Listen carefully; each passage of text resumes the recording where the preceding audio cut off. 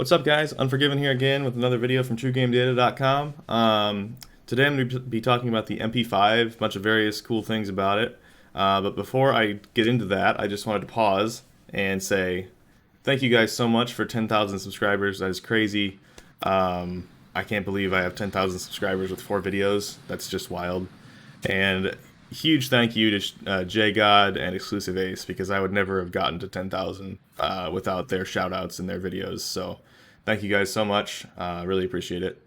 And also, obviously, thank everybody that followed or subscribed to the channel. It means so much to me. I'm trying to grow a brand and a community here, so it's amazing all the support I've been getting. Alright, so I said I'm going to be talking about the MP5 today. There's a few different things I want to cover. I get asked all the time. People seem to think that the Monolithic Integral Suppressor actually increases your recoil when compared with the Monolithic Suppressor. So I'm going to go over that and try to statistically prove whether or not that's true.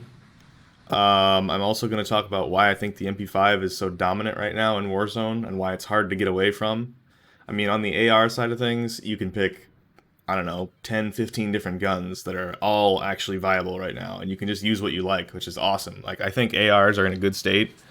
I think the SCAR needs a bigger mag and needs a little bit less recoil, but I mean, it's never going to be perfectly balanced. You don't want it to be perfectly balanced. You want there to be some differentiation between guns. But overall, I think Warzone right now is in a good spot as far as long-range assault rifles. But on the SMG side of things, it's kind of hard to get away from the MP5 if you're using the gun like an SMG. So I'm going to get into some of the stats and why I think that's the case. I'm also going to cover some of my favorite builds, and there's some weird ones in there, so that should be interesting. I do it a little different than some people in some ways.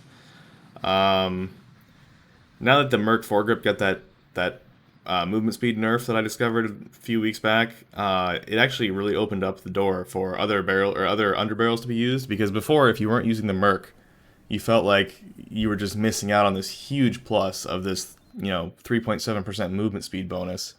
I love the nerf, or either the bug fix or the nerf. We're still not sure if it was a bug or a feature, but that's how it goes. I love that it was brought back to being just like the Ranger foregrip, or very close to the Ranger foregrip, because now you have these 4 grips and they're all viable in their different situations. So, on an SMG, you probably still want the Merc foregrip because it helps with hipfire.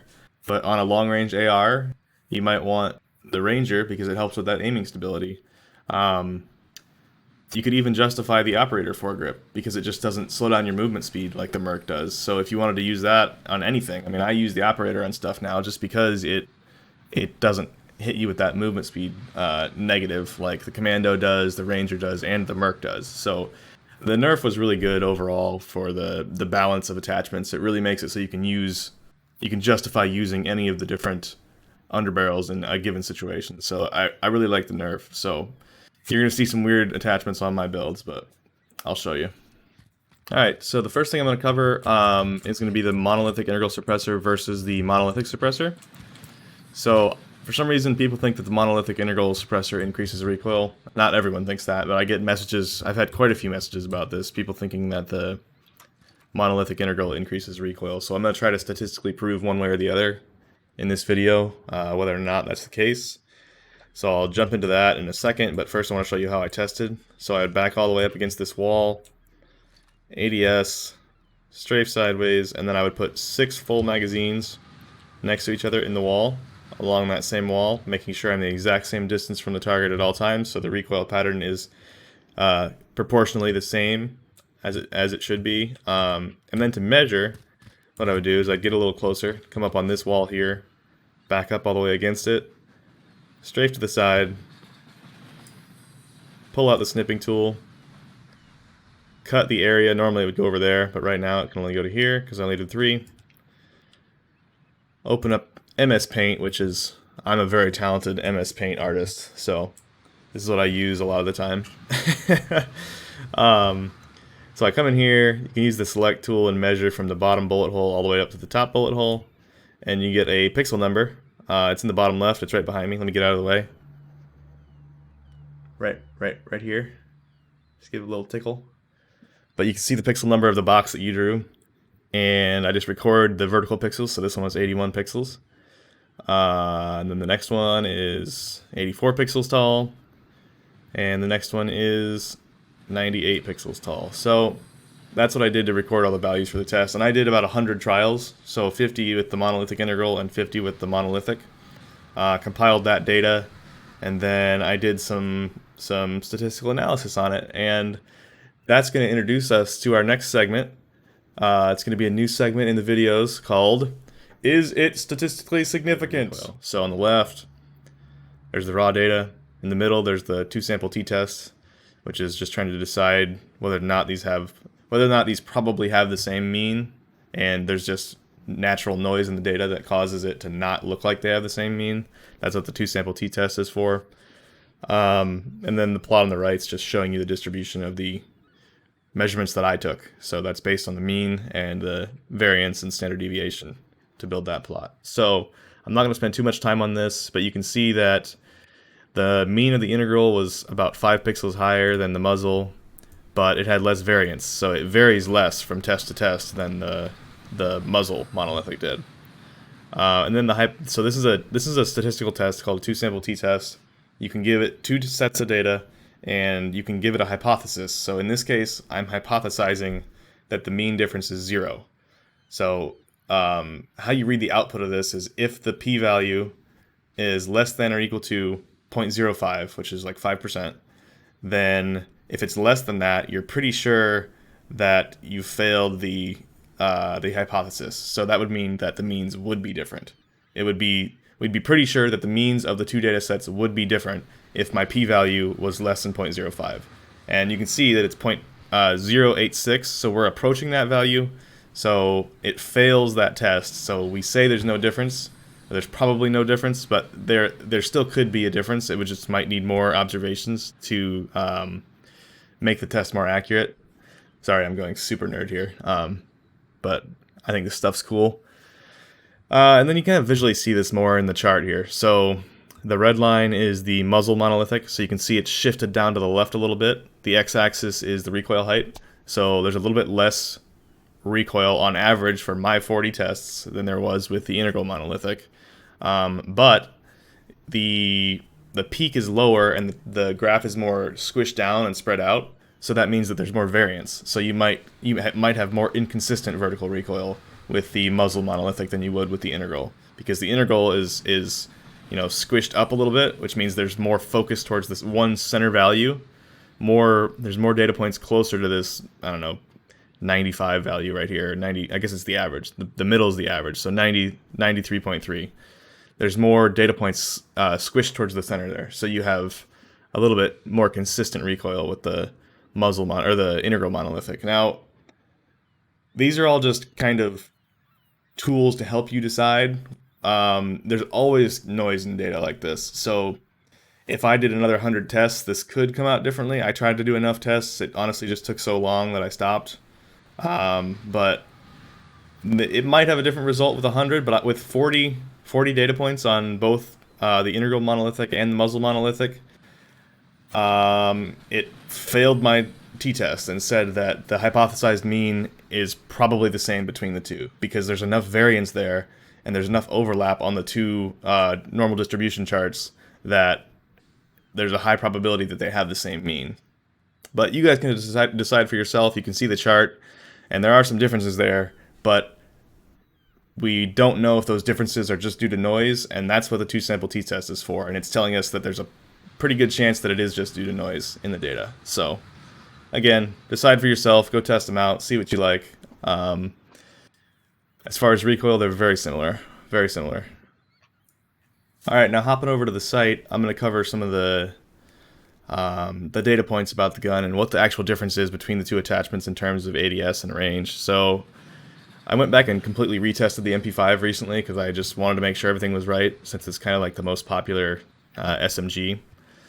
So the difference between the monolithic integral and the monolithic muzzle, the number 1 here, MP5 number 1, has the muzzle monolithic, and MP5 2 has the integrated monolithic suppressor. So the ADS times are almost identical, 4 milliseconds. You're not going to notice that. It's there, so it's important, but you're not going to actually feel that difference probably. The range difference is minimal. This is something that I went back and changed. I don't know if they changed the integral suppressor's range recently or something, but it went down in my tests. It was at like 17 or 18% before, I think, and it went down to 12.3%. So the difference between these two is pretty minimal now. Everything else is the same. In my tests, I found a little higher bullet velocity with the integral suppressor, which is a very important stat, definitely, especially in Warzone. And the integral suppressor also hides your tracers with the MP5, which is another benefit that it has. And then going to the comparison chart, you can see what that difference in range percentage actually shows up like in TTK charts. So it's almost no different. I mean, we're talking virtually no change here in range. So I wouldn't really factor that in when you're doing this, when you're deciding between the two. Same thing for 250 health. It's going to be the same everywhere. Alright, so I wanted to do a little comparison between the top SMGs in terms of TTK and why I think the MP5 is hard to get away from. So I'm going to start on the summary page. I got the MP5 against the AUG 556, the Fennec, the MP7, and the Uzi with the 41 AE rounds added to it. So first thing I want to talk about is bullet velocity. So bullet velocity is super important. I mean, it makes your shots feel like they're connecting so much faster. So this first row or first column is the MP5 671. Then we get the AUG 736, Fennec at 260, MP7 618, Uzi 651. So this is with basically one attachment. They all have the monolithic suppressor, or the Fennec has its unique suppressor attached. So first, the Fennec is kind of out in terms of SMGs for me for two reasons. One is the reload time and the mag size. Those two things combined with its high fire rate make it very, very difficult to run in Warzone because it feels like you need the whole magazine to kill one person, basically. And then the second thing that kills it for me is the bullet velocity. 260 meters per second. I mean, that's like 1/3, 1/4 all these other SMGs. And it's such a hugely important stat. I don't think... I mean, people think it's important, but being down at 260 just totally makes the gun almost unusable to me. If somebody's like 25 meters or more and they're moving, you have to literally like lead the target to hit your shots, which is just, it's crazy. It's so slow. Very frustrating. Thing that holds the AUG back, I think the AUG is probably the second fastest, second best option to compete with the MP5. A lot of people like the MP7, so I'll talk about that in a second. But the big thing that holds the AUG back is how slow it is. The ADS movement speed is really slow. The ADS times are pretty slow. It's hard to build one that keeps up with the MP5 in terms of TTK, movement, and ADS. In fact, it's not possible, and that's why it's not meta. But it's a very good gun. It's the only one I think that comes kind of close to the MP5. I've used it a ton. We'll see more in the range plots why that is too. So the MP7's great. It's more accurate than the MP5, which gives it a little more effective range. ADS time's still really good. Movement's great, faster than the MP5. ADS movement's faster than the MP5. Bullet velocity is very close to the MP5, and reload time's good. So the MP7's a really good all-around gun. It's just in SMG situations, TTK is so important because you're up in the face of the other person. The DPS and the TTK basically is what rules in SMG duels because, I mean, even if your gun's not super accurate, I mean, the MP5 is not a super accurate gun. If you go shoot a wall, you'll see that. But you're always up in people's faces, so it doesn't matter. So that's why TTK kind of is the king there. Uzi 41AE has the best ADS times, good sprint to fire, good tactical sprint to fire, just like the other SMGs, but there's that added open bolt delay in the sprint to fire times, so that slows it down a little bit. Good movement, not the best movement actually in the game. Good bullet velocity. The one thing that holds this back, 32 rounds, is pretty small in the AE category. So then hopping over to charts, I'm going to start with DPS, because the more I play this game, the more I'm thinking DPS is maybe the way to go. Like, weight, full-plated enemy, TTK, and DPS equally in your decision-making. So the reason for that is if your friends are shooting them or anything, it doesn't matter what health value they have. DPS gives you probably the closest estimate for how fast they're going to die. So if they're 236 health, that's a totally different TTK than if they're 250 health. So I think DPS kind of covers the whole area and kind of gives you a good estimate of what it would do everywhere, which is why I'm starting to like it more and more. So I'm going to start with the extremity shots. So this is legs and arms. You can see that the 5.56, AUG 5.56 actually is the winner here in DPS. It has good range, it has the best DPS in extremities. So that's one of the reasons why I like it so much. The AUG is very consistent. You can hit them pretty much anywhere in the body and they're going down quick. MP5's a little slower on legs, Fennec's a little slower on legs, but very close. And then the rest of them are pretty bad. MP7 has very low DPS. Uzi 41AE has low DPS as well. And then we're going to go to the stomach shot. Stomach shot now, the AUG is quite a bit slower than the MP5 and the Fennec.